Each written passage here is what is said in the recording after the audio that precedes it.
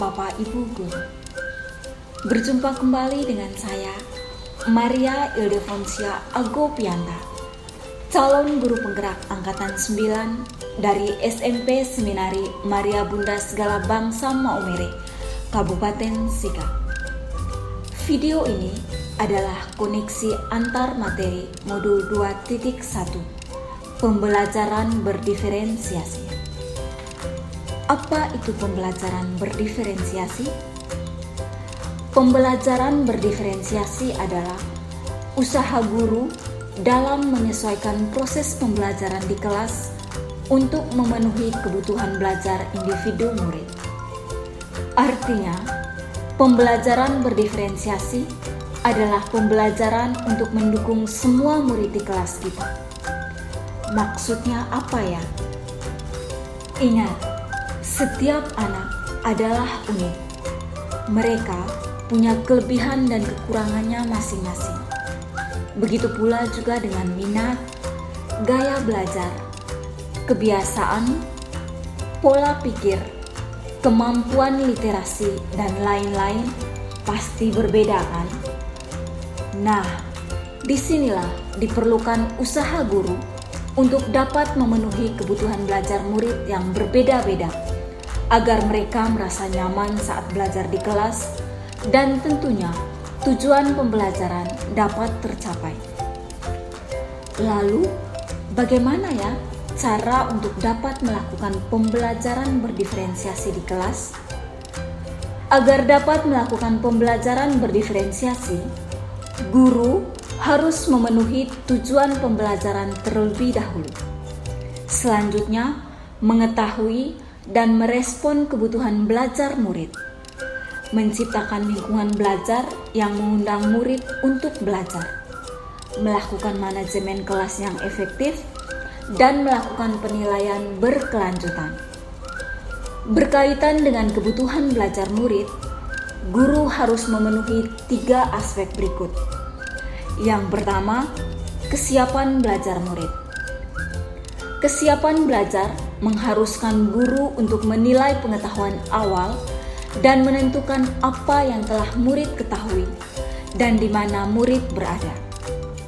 Yang kedua, minat murid. Minat setiap anak pasti berbeda-beda. Minat adalah salah satu motivator penting bagi murid untuk terlibat aktif dalam proses pembelajaran. Dan yang ketiga, profil belajar murid.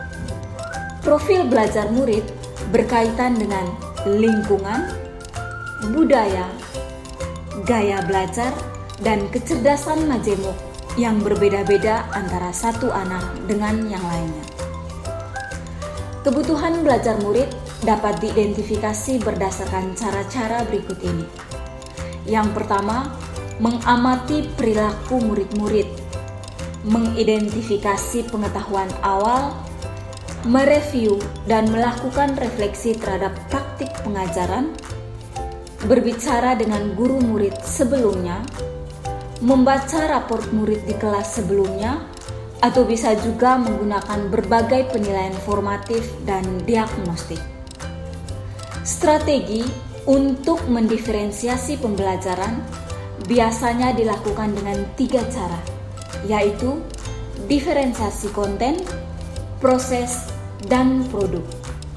Guru dapat memilih salah satu atau kombinasi dari ketiganya. Diferensiasi konten berkaitan dengan apa yang kita ajarkan, seperti materi, konsep atau keterampilan yang perlu dipelajari berdasarkan kurikulum. Mendiferensiasi konten bisa dilakukan dengan membedakan pengorganisasian atau format penyampaiannya, bukan mengubah atau menurunkan standar kurikulum ya. Yang berikut, diferensiasi proses, berupa kegiatan yang memungkinkan murid berlatih dan memahami atau memaknai konten dengan cara membedakan proses yang harus dijalani oleh murid. Dan yang berikut adalah diferensiasi produk.